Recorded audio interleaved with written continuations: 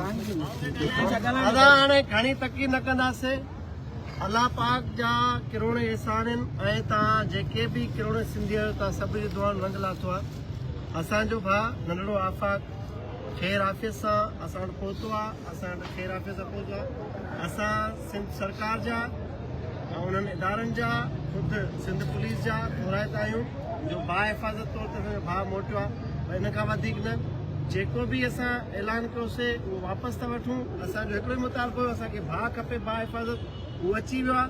त इन जज़्बात में कंहिंखे बि को रंज पहुतो आहे त मां उनजी पेशगी माज़रत थो चाहियां, माफ़ी थो घुरां।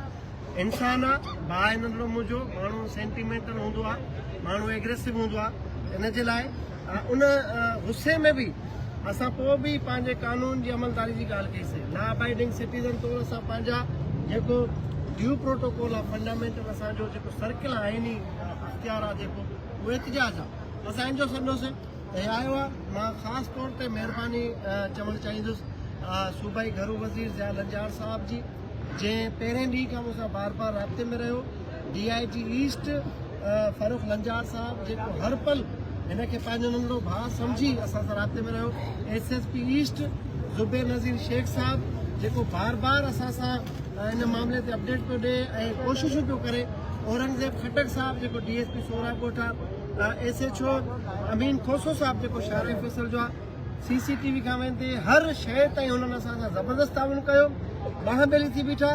ऐं उन्हनि जी जेका बि महिरबानी आहे इन जे ज़ाहिर लफ़्ज़नि में मां नथो बयानु कयां। सॼी दुनिया मां जेके सिंधी मुंहिंजा भाइर, मुंहिंजा दोस्त, मुंहिंजो शऊर जेको आहे, उन्हनि जेके वीडिया रखिया, उन्हनि जेके पोस्टूं रखियूं, उन्हनि मूंखे फ़ोन कॉल्स कया। दुनिया जो को अहिड़ो मुल्क न आहे जिते हिकिड़ो बि सिंधी आहे। यानी अॼु मां ॻाल्हि कयां, हिकिड़ो जरवार नौजवान हुयो सिडनी मां, ऑस्ट्रेलिया मां, जिते हिकिड़ो वाक़ियो पेश आयो वॾो, उतां मूंखे हुन फ़ोन करे आफ़ाक़ जी ख़ैरियत पुछी। इन खां अलावा शौकत ज़रदारी जी छा ॻाल्हि कयां, उहो पल पल मूंसां राब्ते में हुयो। अॼु हुन पोस्ट रखी त शाम अची सॼा असां सबूत ॾेई करे असां वाज़े कंदासीं त आफ़ाक़ किथे आहे, छो गिरफ़्तार आहे। गॾोगॾु अदनान मुमताज़ मूंसां ॻाल्हि कई ऐं ॿियनि दोस्तनि ॻाल्हि कई। वकीलनि में आमिर नवाज़ वड़ाइच पहिरें ॾींहं खां राब्ते में हुयो। अॼु हुनजी इलेक्शन हुई, उन इलेक्शन पोलिंग स्टार्ट थियण खां अॻु हुन सुबुह ॻाल्हायो।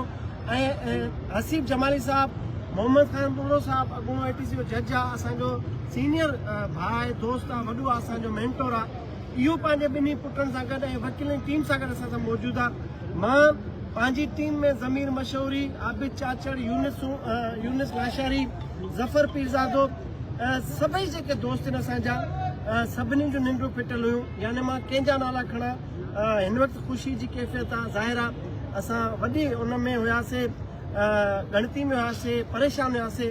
त जंहिं जेका असांजी हिमायत कई आहे, इख़लाक़ी ज़मीन ते फिज़िकली पहुची करे फ़ोन कॉल वसीले, त मां सभिनी सिंध वासियुनि जा ऐं परॾे में रहंदड़ जा हथ ॿधी थोरा थो मञा। अलाह साईं तव्हां ख़ुशि रखे ऐं आबाद हुजो। असां ॿीहर इन वचन जो वर्जाव कंदासीं त कराची में असां जेसिताईं सिसी में साह, हर फ़र्द जेको सिंधी माण्हू आहे, हर उहो ॿोली ॻाल्हाईंदड़ जेको लेस फॉर्चुनेट आहे, असां वेठा आहियूं हिते। जेके खे जेका मदद घुर्जे, असां तव्हांजा वारिस आहियूं, वार वार जा वारिस आहियूं। जेसिताईं ग़ैरत ऐं ज़मीर ज़िंदा आहे, तव्हांजी अमली तौर ते मालिकी कंदा रहंदा।